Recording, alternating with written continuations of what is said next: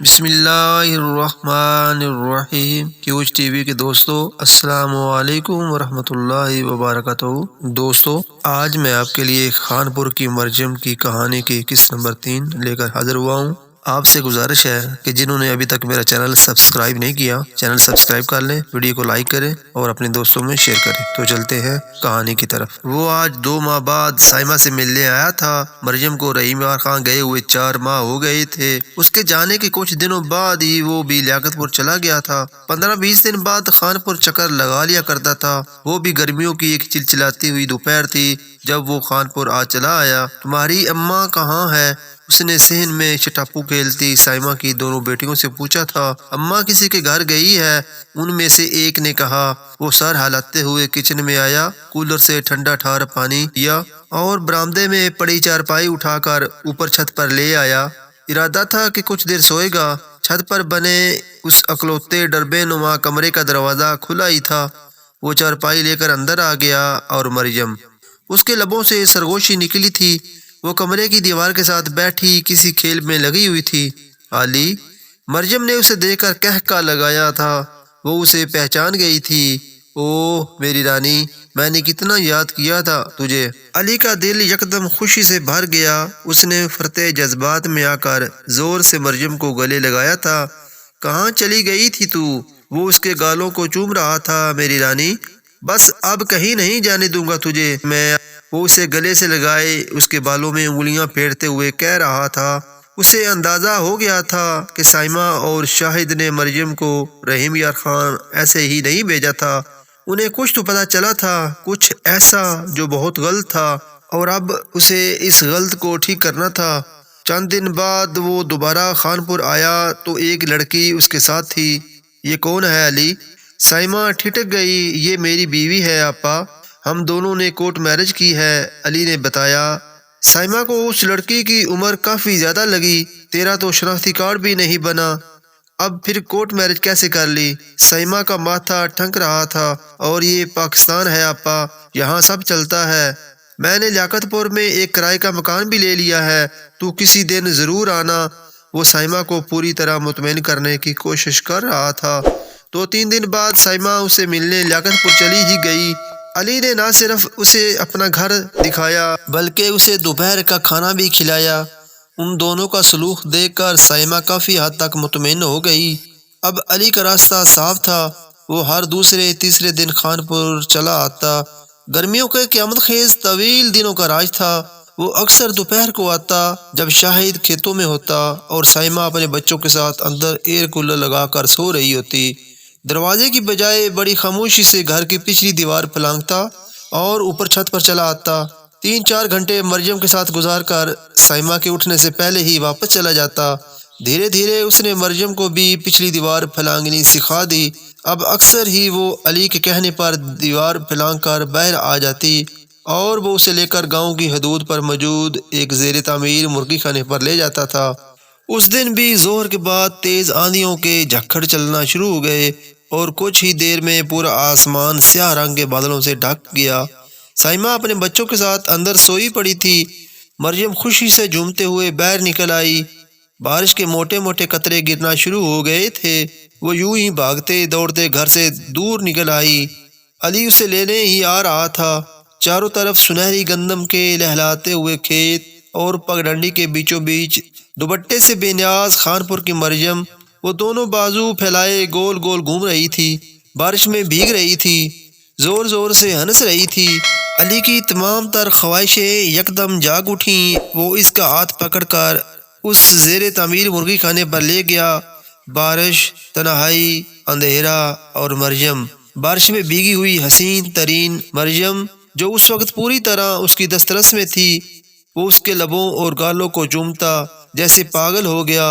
علی، مریم اس کی جنونیت سے خوف زدہ ہو کر ادھر ادھر ہاتھ مارنے لگی تھی، لیکن وہ اسے اٹھا کر اندر لے آیا۔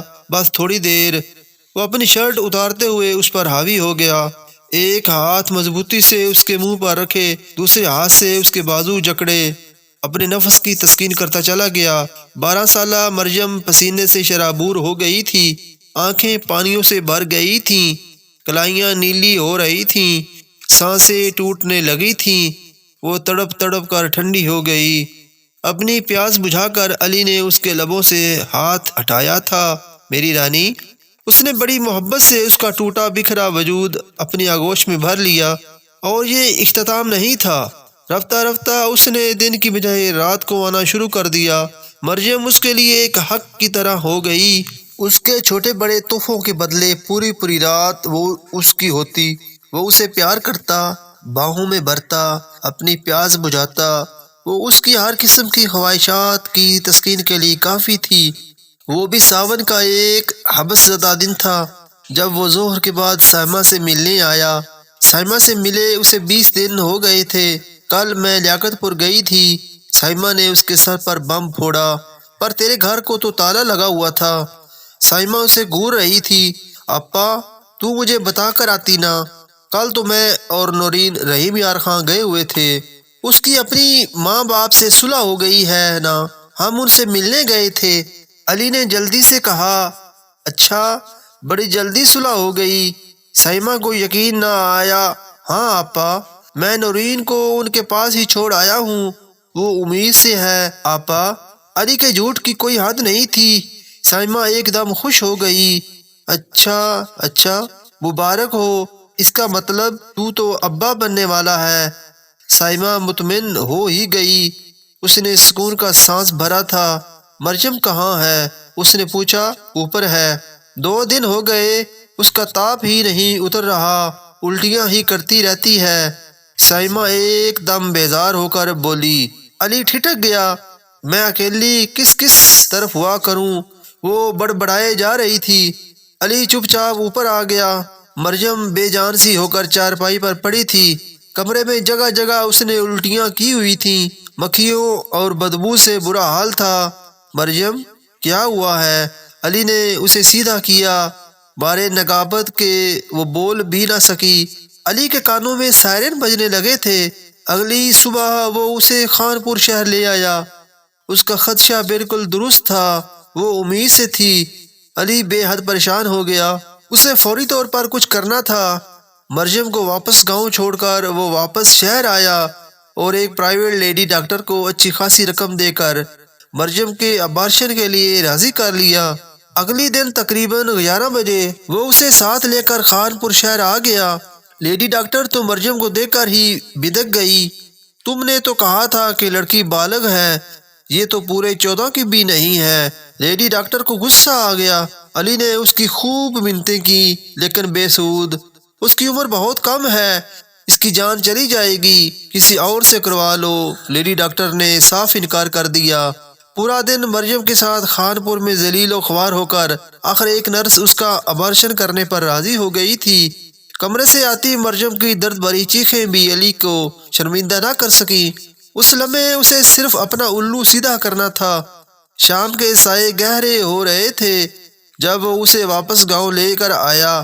مریم درد سے بلبلا رہی تھی، اس کے کپڑے خون سے سرخ ہو رہے تھے۔ وہ اسے مرغی خانے پر ہی لے آیا۔ سب سے پہلے اس کے کپڑے بدلوائے جو وہ خانپور سے ہی خرید کر لایا تھا، پھر اس کو منہ سے دودھ کا گلاس لگا دیا۔ بس تھوڑی دیر، سب ٹھیک ہو جائے گا، تو میری رانی ہے۔ وہ مسلسل اس کا دل بہلا رہا تھا، اس کے آنسو صاف کر رہا تھا، اسے دوائیں کھلا رہا تھا، جوس پلا رہا تھا، سیب کاٹ کاٹ کے اس کے منہ میں رکھ رہا تھا، اس کے ہاتھوں میں چوڑیاں پہنا رہا تھا، اس کے بالوں میں پھول لگا رہا تھا، اس کے گلے میں ہار پہنا رہا تھا، اسے سینے سے لگائے پیار کر رہا تھا، اس کے گال چوم رہا تھا۔ شاہد اور سائمہ کو پتہ بھی نہ چلا کہ کیا ہو گیا تھا۔ اور یہ بھی اختتام نہیں تھا، اس نے چوری چھپے پورے 8 ماہ مریم کو استعمال کیا اور ایک بار بھی اس سے نکاح کرنے کا نہیں سوچا۔ ذرا خیال نہ کیا کہ جس لڑکی سے میں دن رات فائدہ اٹھاتا ہوں اسے ہمیشہ کے لیے اپنی حفاظت میں ہی رکھ لوں۔ بس اسے ایک چور دروازے کی طرح استعمال کرتا چلا گیا۔ وہ کوئی چھوٹا موٹا شکاری نہیں تھا، وہ لیاقت پور کے ایک بدنام زمانہ گنڈے نادر شاہ عرف شاہ بھائی کے لیے کام کرتا تھا۔ مار پیٹ، چوری چکاری، گنڈا گردی، جوئے کے اڈے، شراب اور لڑکیوں کی اسمگلنگ، کیا تھا جو وہ نہیں کرتا تھا۔ 10 سال کی عمر سے ہی وہ اس اندھیر نگری کا باسی بن چکا تھا اور 8 سال ہو گئے تھے اسے یہ سب کرتے ہوئے۔ جب زیادہ جان کے لالے پڑ جاتے تو روپوش ہو کر سائمہ کے پاس چلا آتا۔ اس دن بھی وہ لیاقت پور آیا تو شاہ نے اس کے لیے ایک کام تیار کیا ہوا تھا۔ رحیم یار خان سے ایک لڑکی یہاں لے کر آنی ہے، 10 لاکھ ملنا ہے اس کا، لیکن انتہائی احتیاط اور ذمہ داری سے، کسی بھی قسم کی گڑبڑ نہ ہو۔ شاہ نے کہا، کمال کرتے ہیں شاہ بھائی، پہلے کبھی گڑبڑ ہوئی ہے کیا؟ اس نے ہنس کر کہا تھا۔ 2 دن بعد وہ اس لڑکی کو لینے رحیم یار خان چلا گیا۔ لڑکی تو اس نے آسانی سے اغوا کر لی، لیکن واپسی پر وہ ایک جگہ چائے پینے رک گیا اور وہ لڑکی اس کے چنگل سے نکل بھاگی۔ اس نے پورا رحیم یار خان چھان مارا لیکن وہ نہ ملی۔ ڈر کے مارے اس نے شاہ کو کچھ نہ بتایا اور خانپور بھاگ آیا۔ ہفتے 10 دن بعد شاہ کے آدمی خانپور آئے اور اس کے ہاتھ پاؤں باندھ کر لیاقت پور لے گئے۔ اس کی عقل ٹھکانے لگاؤ ذرا۔ شاہ کے آدمیوں نے اسے مار مار کر نیلا کر دیا۔ لڑکی کہاں ہے؟ شاہ نے پوچھا۔ میں اسے ڈھونڈ رہا ہوں شاہ بھائی، اس کی ناک سے خون بہنے لگا تھا۔ میں نے کہا تھا نا کہ کوئی گڑبڑ نہ ہو، شاہ نے کہا۔ بس 2 دن دے دیں شاہ بھائی، میں پرسوں اسے آپ کے پاس لے آؤں گا۔ اس نے بمشکل اپنی جان چھڑوائی تھی۔ اگلے 2 دن اس نے اپنی پوری کوشش کر لی، لیکن وہ لڑکی تو کیا، کوئی بھی لڑکی اس کے ہاتھ نہ لگ سکی۔ شاہ کا پستول اسے اپنے سر پر رکھا نظر آ رہا تھا۔ اس رات بھی وہ مریم سے فائدہ اٹھا کر فارغ ہوا تو شاہ کی کال آ گئی۔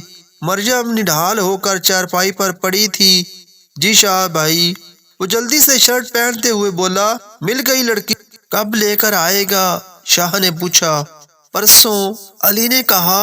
ٹھیک ہے۔ شاہ نے کال کاٹ دی۔ وہ مریم کے پاس کھڑا اسے دیکھتا رہ گیا۔ وہ آخر تھی ہی کیا، ایک پاگل اور معذور لڑکی۔ وہ اس کی جان سے زیادہ اہم تھوڑی نہ تھی۔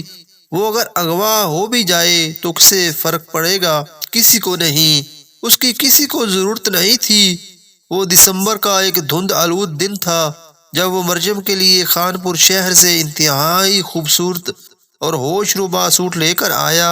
ان دنوں اس نے خانپور کی حدود پر ایک خالی مکان کو اپنا اڈا بنایا ہوا تھا۔ وہ مریم کو لے کر وہاں آ گیا، اسے نہلایا، خوشبو لگائی، نئے کپڑے پہنائے، بالوں میں پھول لگایا، ہونٹوں پر سرخی لگائی اور وقفے وقفے سے تھوڑی سی شراب بھی پلا دی۔ مریم دھیرے دھیرے اپنے حواسوں سے باہر ہوتی چلی گئی۔ ابھی وہ شاہ کو کال کرنے ہی والا تھا کہ اس کی کال آ گئی۔ کدھر ہے شہزادے؟ اس نے پوچھا۔ میں بس آنے لگا ہوں شاہ بھائی۔ اس نے کہا، تو نہ آ، میں خانپور آیا ہوا ہوں، مجھے اپنا پتہ بتا، میں آ جاتا ہوں، شاہ نے کہا۔ علی نے اسے اپنا ایڈریس بتا دیا۔ 10 منٹ میں آتا ہوں، شاہ نے کال کاٹ دی۔ وہ موبائل کان سے ہٹاتا ہوا اندر آ گیا۔ علی؟ مریم نے اندرونی کمرے کے دروازے میں کھڑے ہو کر اسے آواز دی تھی۔ وہ ایک دم ٹھٹک گیا۔ اس نے گہرے سے گلے کی سلیو لیس شرٹ پہنی ہوئی تھی۔ اس کے کندھے دودھ ملائی جیسے سفید کندھے برہنہ ہو کر باہر جھانک رہے تھے۔ اس کے بازو سنگ مرمر جیسے تراشے ہوئے بازو اس کی جانب پھیلے ہوئے تھے۔ اس کی آنکھیں نشیلی رتوں سی مخمور آنکھیں سریعام اسے دعوت دے رہی تھیں۔ اس کے ہونٹ گلابوں کی سرخیوں سے زیادہ سرخ، اس کے ہونٹ، اس کے گال شفق کی لالیوں سے زیادہ لال، اس کے گال وہ مبہوت رہ گیا۔ وہ اس کی جنت تھی اور وہ اپنی جنت کسی اور کے حوالے کرنے جا رہا تھا۔ وہ اس کی رانی تھی اور وہ اپنی رانی کسی اور کو دینے جا رہا تھا۔ وہ اس کا سکون تھی اور وہ اپنا سکون کسی اور کو سونپنے جا رہا تھا۔ علی؟ مریم نے اس کی طرف ہاتھ بڑھایا تھا۔ وہ اسے بلا رہی تھی۔ علی کیسے منع کر دیتا، کیسے اسے نظر انداز کر دیتا، کیسے اس کا بڑا ہوا ہاتھ جھٹک دیتا۔ میری رانی؟ وہ سرگوشی کرتے ہوئے اس کی طرف بڑھا، لیکن عین اسی لمحے شاہ اندر داخل ہو گیا۔ سب سے پہلے اس کی نظر دروازے سے ٹیک لگائے کھڑی مریم پر پڑی۔ واہ کمال ہے! شاہ اس کی طرف بڑھا تھا۔ شاہ بھائی، یہ وہ نہیں ہے، علی اس کے راستے میں آ گیا۔ یہ تیری ہے؟ شاہ نے پوچھا۔ ہاں، اس نے فوراً کہا تھا۔ بس اب یہ میری ہے۔ شاہ آگے بڑھا تھا۔ میں نے کہا یہ میری ہے۔ علی اس پر جھپٹ پڑا تھا۔ یہ تو ٹھیک نہیں کر رہا۔ شاہ نے غصے سے کہا، نکل یہاں سے۔ علی نے اس کے 2-3 مکے رسید کیے تھے۔ شاہ عمر رسیدہ تھا۔ علی اس پر حاوی آ گیا۔ دیکھ لوں گا تجھے۔ شاہ اسے وارننگ دیتا ہوا باہر نکل گیا۔ علی دروازہ بند کرتے ہوئے مریم کی طرف آیا۔ اس ایک لمحے اسے لگا کہ اسے مریم سے محبت ہے، والہانہ محبت۔ اس ایک لمحے اس نے خود سے عہد کیا کہ وہ ہمیشہ اس کے ساتھ رہے گا۔ اس ایک لمحے اس نے دل سے کہا تھا، میری رانی۔ بس پھر وہ تھا اور مریم، وہ خود کو روک نہیں پا رہا تھا، اس کے سحر سے نکل نہیں پا رہا تھا، اسے اپنی باہوں سے آزاد نہیں کر پا رہا تھا۔ مریم کی حالت اس سوکھے پتے کی طرح ہو گئی جس پر سے کوئی پاؤں رکھ کر گزر گیا ہو۔ اچانک باہر پولیس کی گاڑی کا سائرن بجنے لگا۔ شاہ نے پولیس کو کال کر دی تھی۔ علی نے ایک دم مریم کو خود سے دور کرتے ہوئے اپنی شرٹ اٹھائی تھی۔ اچانک اسے بیرونی دروازہ کھلنے کی آواز آئی۔ پولیس اندر آ گئی تھی۔ اس نے ایک نظر فرش پر پڑی مریم کو دیکھا، اپنی اس ایک لمحے کی محبت کو وہیں بے یار و مددگار چھوڑ کر وہ کھڑکی کے راستے فرار ہو گیا تھا۔ پولیس اسے انتہائی ناگفتہ حالت میں خانپور پولیس اسٹیشن لے آئی۔ اس کے بدن پر کپڑے تک نہیں تھے۔ ایس ایچ او نے ایک سفید چادر اس کے مرے ہوئے وجود پر ڈال دی۔ شاہ نے اس سارے معاملے سے بالکل ہی لا تعلقی اختیار کر لی تھی۔ علی مسلسل فرار تھا اور مریم، اس کی حالت انتہائی تشویشناک ہو رہی تھی۔ پورا 1 ہفتہ وہ تھانے میں ہی بند رہی۔ ادھر ادھر پوچھ تاچھ کروا کر ایس ایچ او نے شاہد نذیر کو تھانے بلوا لیا۔ یہ لڑکی ہمیں خانپور کی حدود پر واقع ایک گھر سے ملی ہے۔ اس کے ساتھ زیادتی کی جا رہی تھی۔ مجرم ابھی تک فرار ہے۔ ایس ایچ او نے مریم کو بھی وہاں بلوا لیا۔ شاہد اس کی اس قدر نازک حالت دیکھ کر سن رہ گیا۔ کیا یہ تمہاری بیٹی ہے؟ ایس ایچ او نے پوچھا۔ شاہد نے ایک نظر مریم کو دیکھا۔ سفید چادر میں لپٹا برہنہ وجود، نیلے اور سرخ نشانوں سے بھرا ہوا جسم، بند ہوتی آنکھیں، لرزتے ہوئے ہونٹ۔ نہیں، وہ انکار کر گیا تھا۔ ایس ایچ او نے اسے واپس بھیج دیا۔ مزید 1 ہفتہ گزرا تو مریم کی طبیعت زیادہ خراب ہو گئی۔ اسے الٹیوں پر الٹیاں آ رہی تھیں۔ ایس ایچ او نے اسے لیڈی کانسٹیبل منگوا کر سرکاری ہسپتال بھجوا دیا۔ وہ پھر امید سے تھی۔ سرکاری ہسپتال کی ایک نرس نے اسے پہچان لیا۔ وہ اسی کے گاؤں سے تھی۔ اس نے پولیس کو بتا دیا کہ وہ شاہد نذیر کی ہی بیٹی ہے۔ ایس ایچ او نے شاہد کو دوبارہ بلوا لیا۔ پولیس سے جھوٹ بولتے ہو؟ ایس ایچ او نے اس کے 2-3 لگائیں اور مریم کو اس کے حوالے کر دیا۔ شاہد اور سائمہ کے لیے وہ انتہائی کالی رات تھی۔ جب شاہد اسے گھر لے کر آیا، سائمہ نے مار مار کر اسے خونم خون کر دیا۔ منحوس، آوارہ، وہ مسلسل روتے ہوئے اسے گالیاں دے رہی تھی۔ شاہد، اس گناہوں کی پنڈ کو گھر سے نکال دے، یہ ہمارا اس گاؤں میں رہنا مشکل کر دے گی، اسے کہیں دفع کر دے، کہیں دور بھیج دے۔ اس جیسے ہزاروں بچے لاوارثوں کی طرح رل رل کر پل جاتے ہیں، یہ بھی پل جائے گی۔ سائمہ نے کہا تھا۔ شاہد سوچ میں پڑ گیا۔ سوچ کیا رہا ہے؟ اس سے زیادہ اور کیا ذلیل ہوں گے ہم؟ کل یہ کسی اور کے ساتھ منہ کالا کرے گی، پرسوں کوئی اور، کس کس سے بچائے گا اسے؟ سائمہ کہتی چلی گئی، اسے کپڑے پہنا۔ شاہد کھڑا ہو گیا۔ سائمہ نے اسے جلدی سے کپڑے پہنائے، سر پر سکارف دیا اور پاؤں میں جوتا ڈالا۔ شاہد اسی رات اسے لے کر خانپور بس سٹاپ پر آ گیا اور اسے صدقہ آباد جانے والی بس میں بٹھا دیا۔ اسے اڈے اتار دینا، اس نے کرایہ دیتے ہوئے کنڈکٹر سے کہا تھا۔ سنگ دلی اور سفاکی کی انتہا تھی۔ 13 سالہ مریم کے لیے یہ بھی اختتام نہیں تھا۔ دوستو، یہ تھی قسط نمبر 3۔ ابھی کہانی باقی ہے۔ تو دوستو، آپ سے گزارش ہے کہ جنہوں نے ابھی تک میرا چینل سبسکرائب نہیں کیا تو چینل کو سبسکرائب کر لیں اور ویڈیو کو لائک کریں اور دوستوں میں شیئر کریں۔ اللہ حافظ۔